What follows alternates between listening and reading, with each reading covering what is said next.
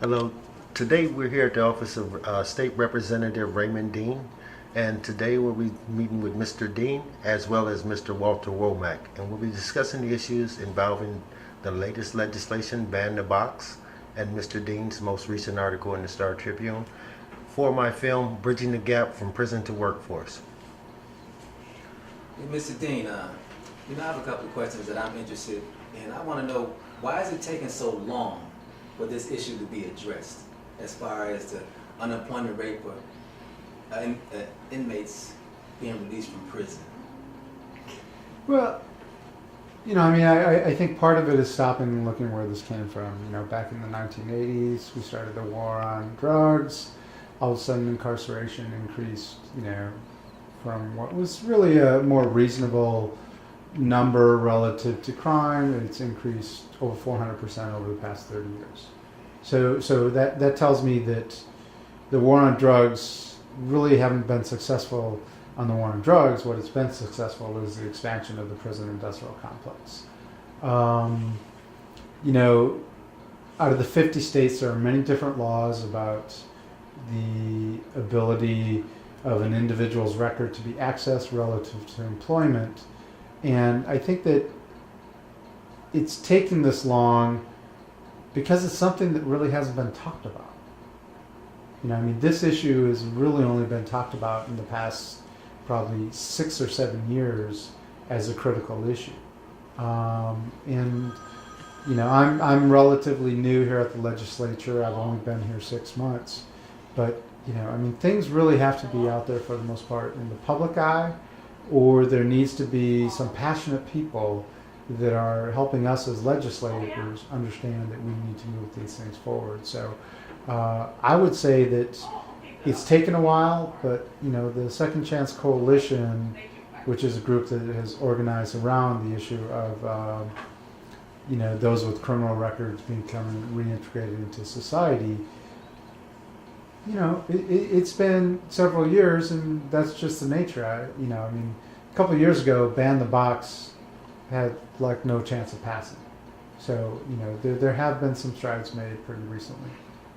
My take on this and my experience from dealing with the Department of Justice and these issues is that this is my opinion, and I feel strongly about this. I feel as though it's not about caring for these individuals being released from prison. I think it's all about money, tax dollars. I think when it becomes an issue where there's more tax dollars being spent on these inmates and these people being released from prison, then all of a sudden someone opens their eyes and says, oh wow, we shouldn't be spending this much money on them. We need to figure this out. That's how I look at it. That's how I viewed the war on drugs. It never was a problem until it became a money issue. There never was a problem about the employment until they become a money issue. I think it's a point that no one's really caring as much as they should, or it shouldn't have took so long for the war on drugs or this to come to the public eye. That's my opinion of that. And your opinion isn't invalid. There are a lot of conservative people that are engaged in this because the cost of our criminal justice system, the cost of our incarceration of people is getting to the point that it's really sort of crippling government. Now, there are corporations, there are systems in place that benefit greatly from people being locked up, and that's sort of one side of it. And the other is, do we have a penal system or do we have a rehabilitation system? Rehabilitation system is one that you do something, we removed you from society, and we're trying to rehabilitate you so that when you get out, you're able to sort of go right back into society. And, I always say that there's 3 things that someone wants when they get out of prison: a job, a place to live, and sex. And one of them is usually pretty easy to get, and it's not a job, it's not a place to live. So, ultimately, I think there are a lot of people that care about this issue. In that the number of people are growing. There are attitudes that people do turn their lives around. They do have the ability to redeem themselves. And so we need to give those folks the opportunity so that when they do that, they can actually do that. I mean, you can tell a person all day long that, we're gonna, make your life easy and all these other things, but if, every day they're applying for 2, 3 jobs and the door shut on them, and, they've got, they've got to figure out how to live. They've got to figure out, quite frankly, oftentimes, we're human beings. We want to survive.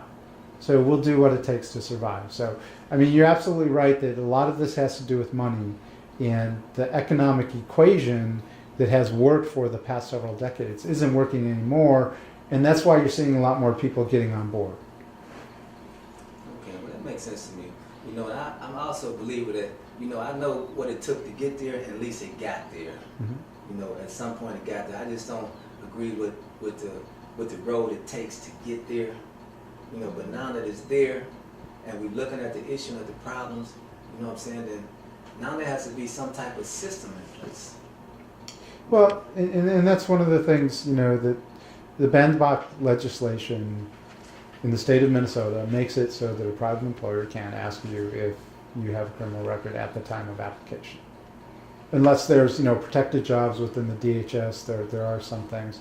And ultimately, that gets an individual the opportunity, hopefully, to sit in front of someone and talk about what had happened and what they've done since then, so that the person evaluating them is actually giving them that chance. Doesn't guarantee anybody a job, ultimately.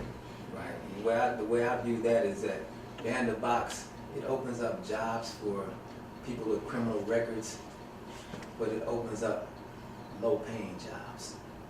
So that still puts you in the position of being underemployed. Because if you have any type of position where you have significant gain, they're going to do a background check on you. So regardless if you have banned the box or not, once they do that background check, it was senseless. I'm going to to a certain degree. Yeah, to a certain degree. With some employers, that might be the case, but I'm going to disagree with you. I think that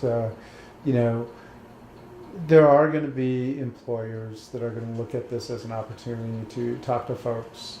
Believe it or not, there are some businesses and corporations that aren't just concerned about the bottom line, and there are some that are concerned about the bottom line. And I'll tell you, one of the fellow legislators that was quoted in the article the other day, he talked about he has businesses and he's hired folks with criminal records, and he says that they're the best workers he's ever hired because they've got everything to prove, and they show up every day and they work really, really hard, and they're trying to do that. And I think there's always going to be a wide spectrum of incomes and things, and there's work being done around employment goals for state projects and things. So I think there's definitely an opportunity to make it so that it's not that like everybody that has a criminal record is only getting a job for $7.25 an hour, at minimum wage.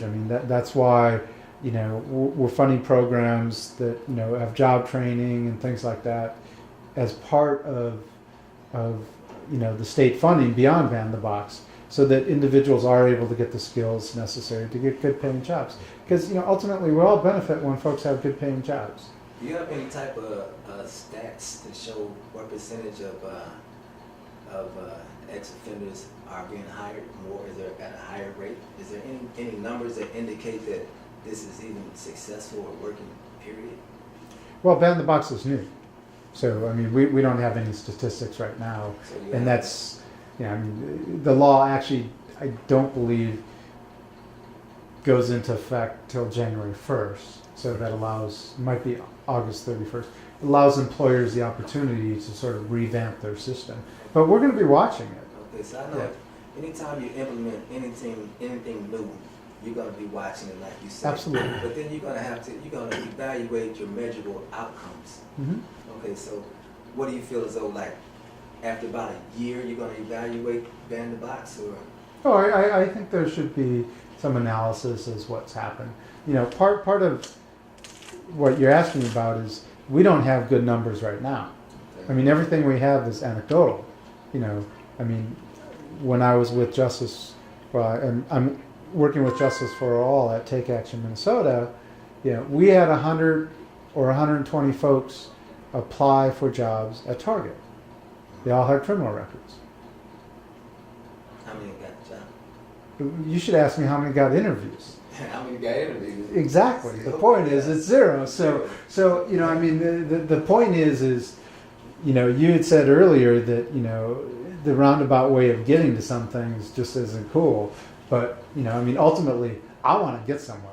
And if, you know, some of the way we get there might be like, well, it's not really what we wanted to happen, but we're able to get there. That's important. Ban the box passed because the Chamber of Commerce did not object to it. I mean, they could have killed this. Right.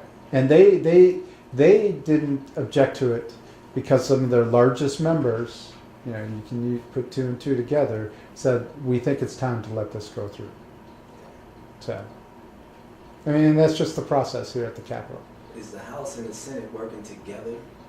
Oh yeah, on this issue, absolutely. Yeah. Who are you working Well, I mean, I work closely with Senator Champion. You know, he's my senator. We've been working on this issue for a long, long time. You know, it's something that I feel passionately about for many reasons. You know, I mean, you know, we're locking up people every day that, quite frankly, don't deserve to get locked up. We also need to start thinking about diversion programs so that young kids that, you know, do the things we do as young kids.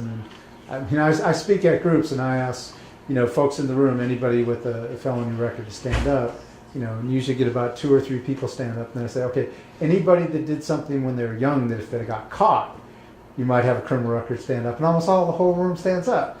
So, I mean, what does that tell you? It tells you that some people are caught in doing what they do, but that nature of the age from 12 to 25, we all do some stuff, no matter who you are, that you probably regret, and it's just the nature of where you are in your life at that time.